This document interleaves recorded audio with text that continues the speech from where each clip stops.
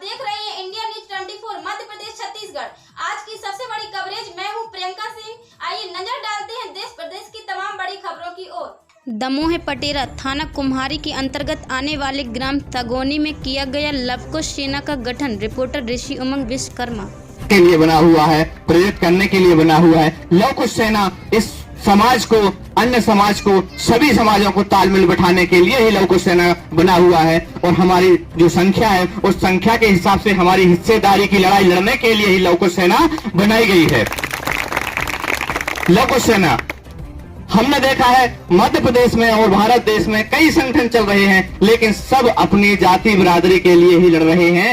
लेकिन लवकुश सेना सभी जाति बिरादरियों का तालमेल बनाते हुए आपके शिक्षा अधिकारों और न्याय के लिए लड़ रही है और लड़ती रहेगी। हमारी समाज में राजनीतिक सामाजिक गतिविधियां शून्य की तरह हैं।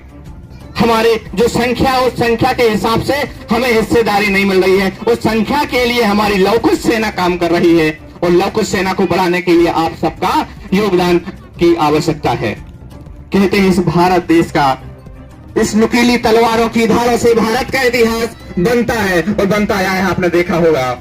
और जिस राष्ट्रीय योगेश कुशवाहा जी के मार्गदर्शन में और एवं जी के मार्गदर्शन में जिला अध्यक्ष का दायित्व मिला है, उसके साथ साथ मैं निभा रहा हूँ। तो भाइयों, मेरे दोस्तों, सबसे पहले लवकुश सेना का, जैसा अभी एक भाई बता रहे थे कि लवकुश सेना का कार्य क्या है।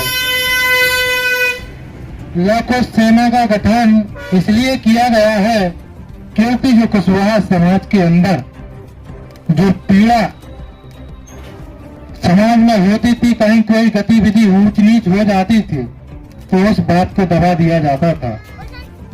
कोई बड़ा व्यक्ति, कोई बड़े सेठ साहूकार, कोई बड़े लोग जो अपने देसी भाषा में बोलते हैं, उनके माध्यम से अपन को दबाया जाता था। सबसे पहले तो मैं ये बताना चाहता हूँ, मैं लवकुश सेना का 3 वर्ष पूर्व में 3 वर्ष जिला अध्यक्ष के पद पर रहा हूं।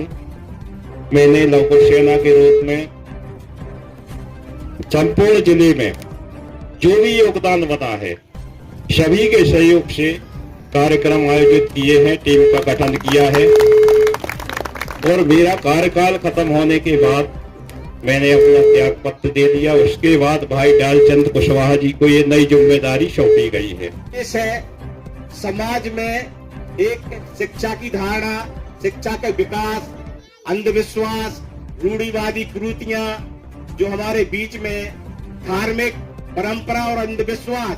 कबीरदास जी कहते थे कि पावन पूजे हरि मिले तो मैं पूजू पहाड़, जासे तो चाकी भली पीस का संसार।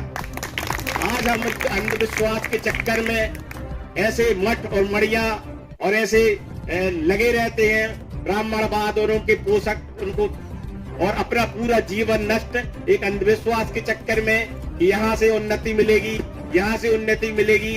उन्नति मिलना है तो आपकी शिक्षा से और आपके कर्म से, क्योंकि शिक्षा, बाबा साहब अम्बेडकर कहा करते थे कि शिक्षा ऐसा दूध है माँ का कि जिसने पिया वो दहाड़ा जरूर है। तो मैं कहना चाहता हूँ कि सबसे पहले आप लोगों को शिक्षा के क्षेत्र पे ध्यान देना है। हमारे बहुत से भाई